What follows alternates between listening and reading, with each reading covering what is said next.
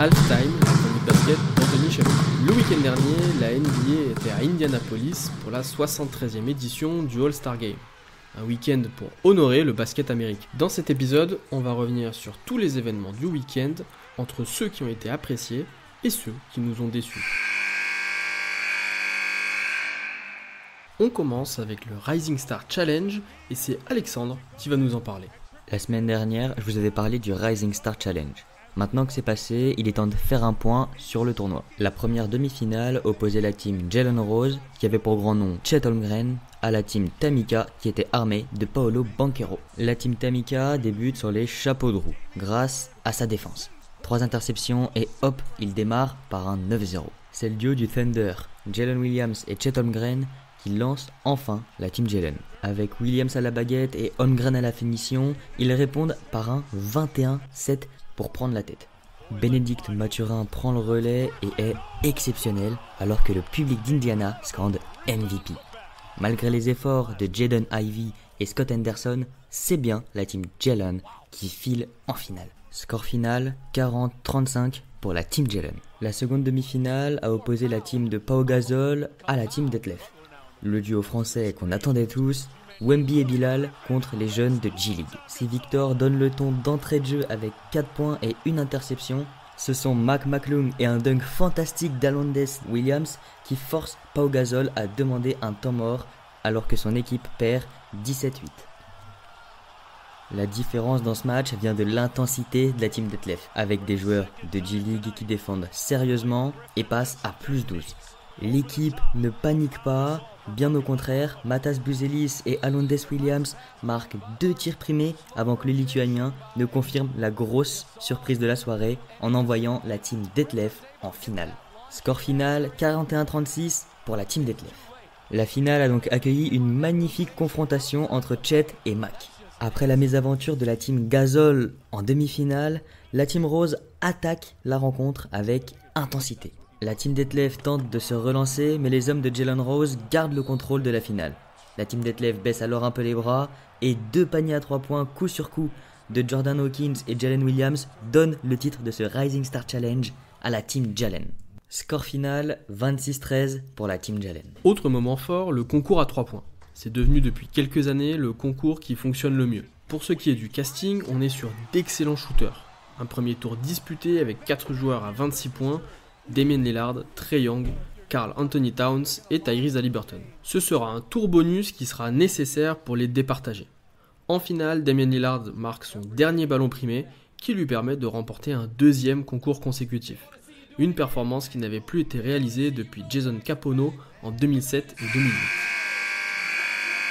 Enfin, on passe à l'agréable surprise, le duel entre Stephen Curry et Sabrina Ionescu, joueuse de WNBA. Les 2 participants sont arrivés avec une ceinture digne des plus grands combats de catch, une ceinture de meilleur shooter à 3 points. Si de base Sabrina devait shooter depuis la ligne WNBA, elle a finalement décidé de shooter depuis la ligne NBA, ce qui ne l'a pas empêché de marquer 26 points, soit autant que Damian Lillard en finale. Les plus mal intentionnés vous diront que les ballons n'étaient pas les mêmes, mais honnêtement, on s'en fout. La performance est belle, et surtout, c'est un immense coup de projecteur donné au basket féminin. Et si ça peut permettre à certains de suivre d'un peu plus près la WNBA, la mission de ce duel est réussie. Steph, lui, marquera 29 points pour remporter ce concours. Une aubaine pour tous les récents vainqueurs que le chef ne participe pas au concours à 3 points chaque année. Lui qui l'a remporté en 2015 et en 2021.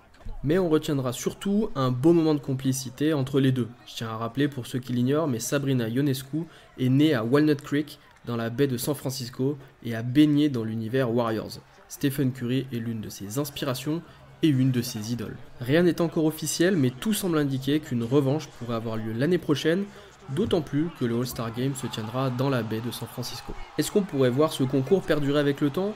Possible, au moins tant que Stephen Curry soit encore motivé à ça.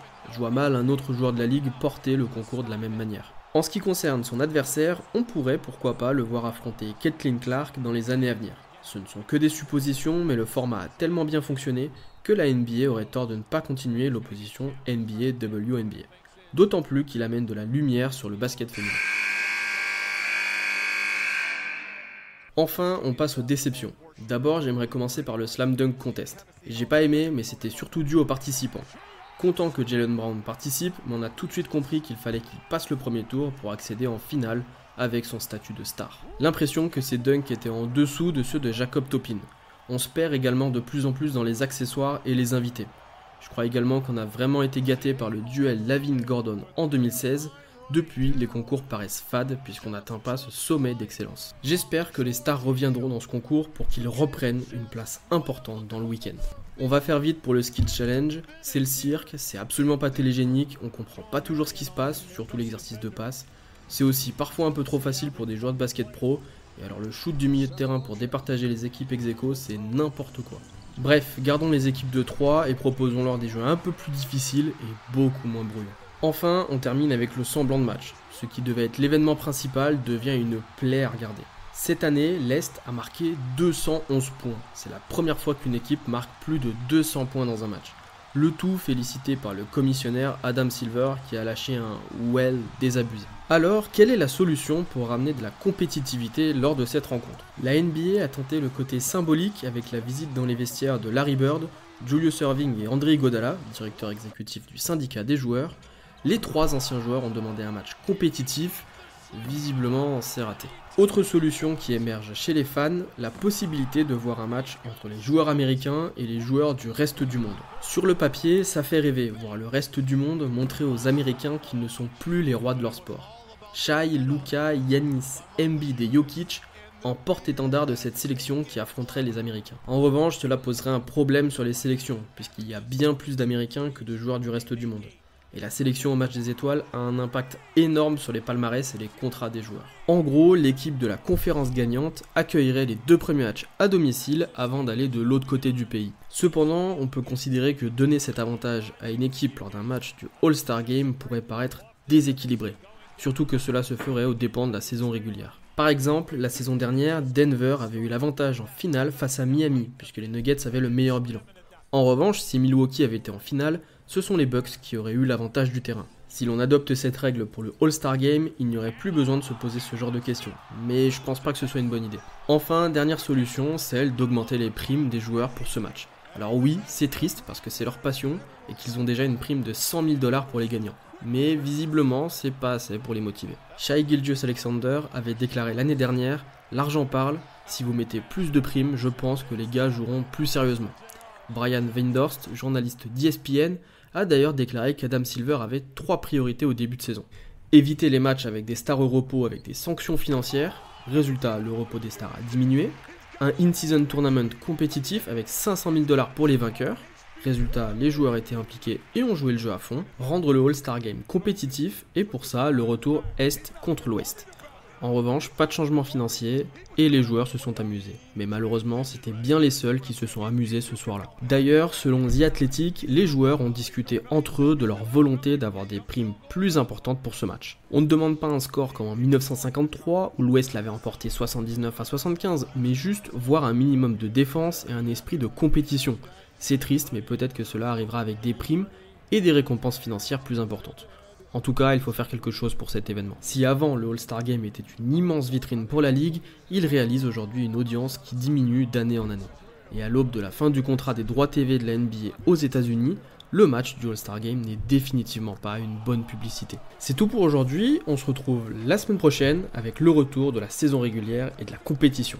N'hésitez pas à liker, à commenter et à partager.